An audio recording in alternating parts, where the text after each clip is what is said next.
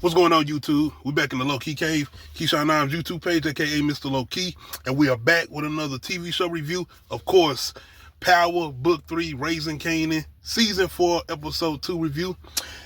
Going into this, we back on the main timeline. You know, last week we was pretty much getting a flashback and pretty much the Unique and how he was able to survive. A couple of things that we, I guess, as the storytellers will say, we didn't notice things about Rock being pregnant, the situation with Kanan. It's a lot. It was a lot. And going into this one, I was definitely ready to be caught back up, to be back on our regularly scheduled program. Unique is on the hunt. He's basically scoping out Rock, knowing that she's pretty much took over his operation that he was mainly doing. And it's the fact that Ronnie's gone. It's like that was his main revenge, but since Ronnie's gone, it's like now he gets to deal with him. So outside of that, it's the situation with Detective Howard. Now we're kind of getting the feds to not necessarily back off the case, but they're being disbanded. And now Howard's boss, the guy that was pretty much over him, he's looking like it feel like he could possibly be getting early retirement. So he's like he wants to get a clearness on this case. He wants to know what happened to Howard, dirty cop or not. He wants to know what actually happened, and he's putting certain dots together, saying this got to be connected to Howard being shot the first time. I think was at season 1, right? Season 1 or season 2. Anyway, Juke went into the army, but she ends up leaving and going to check out her girl in Atlanta. And now she's pretty much just going through the tribulations of what's next. Because I'm guessing Butter was disbanded. I'm kind of confused, though, because Juke didn't get in trouble. Why not they continue? I don't know. I don't understand it. Kanan, he's still in turmoil with his mother. Outside of that, though, it's the situation with him and his grandmother, because she's the only one that's done told him how serious her cancer actually is, and he's been taken to her treatments and to her doctor's appointments. So I definitely feel like this is going to be that thing that kind of fixate him on, his turmoil, that kind of pushes him even more away from Rock because of the strained relationship between those two. But I'm very curious because I didn't mention this last week, but Rock had said something about an abortion. And I'm like, is this something got to be with her being abused by somebody her mother was with, possibly her own father?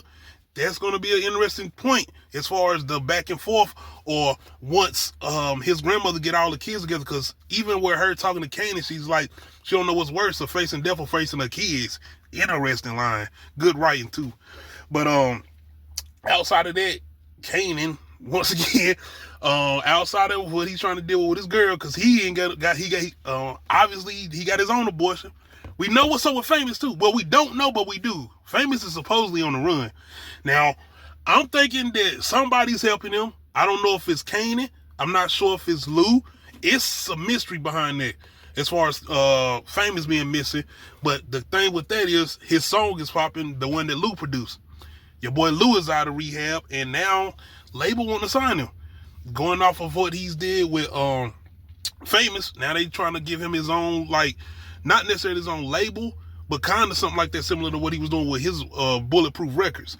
And I'm like, bro, I got an issue. The rapper that they want to work with, no disrespect to Party, bro. No disrespect to Party, but y'all could have got a plethora of motherfuckers. Like, y'all could have got somebody else to play this role. And not only that, why not get somebody New York? Why not get somebody New York? These young dudes out here.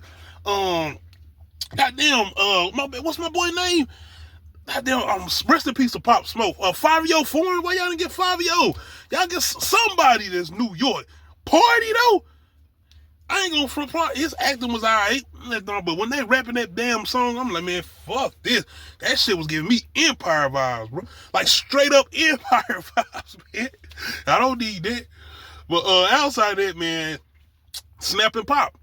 Because Kanan, you know, he had his arrangement with him, Snap and Pop and Ronnie, and they telling him, yo, you know, you still owe. You know, you done gave us back what you, what's the name, but you know, you owe us for profit, you know?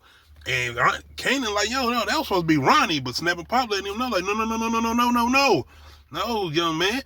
See, that's the whole thing.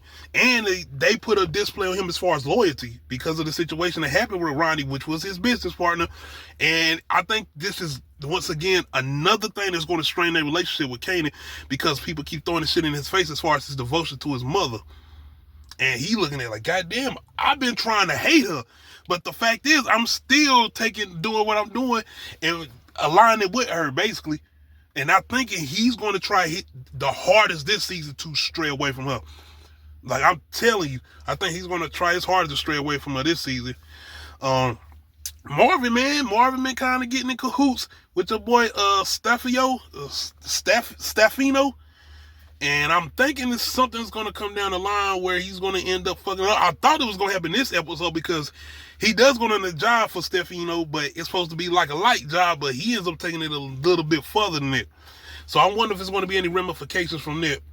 And even with the first one he did, but I'm thinking that Stefano keep having him doing these certain jobs. I think it's going to be something where he either fuck up a job and Stefano going to come at him, and him and Rock going to have to do something.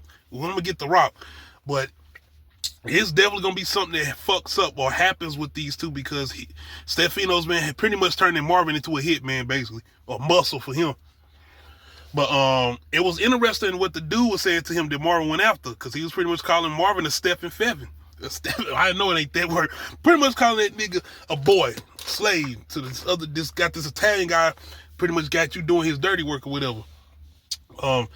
But yeah, I'm really interested to see how that relationship is going to go. And if it's, like I said, something going to happen where Marvin messes up on the job, or it's going to be something where Stefano wants him to go a little bit farther than he's went, which I don't know how far you can go with killing somebody.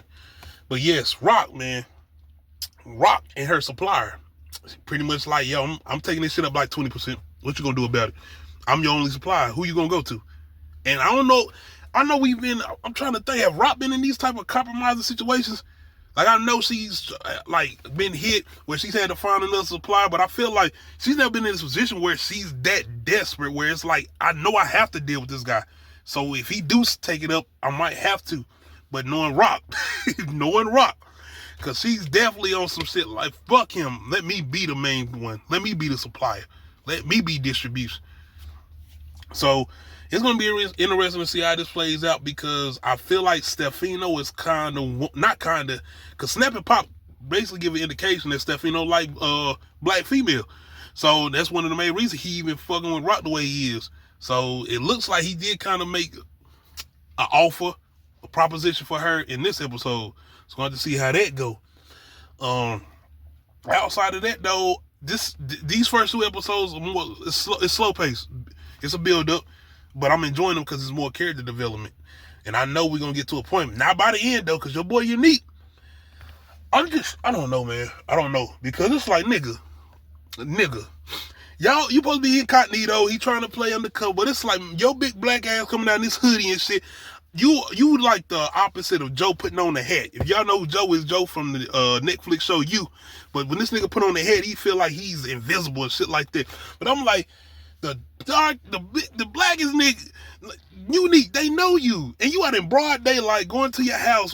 I don't know if he's still trying to stay incognito or whatever, but he's basically looking around like, damn. He see his girl look like she's struggling, like she been struggling.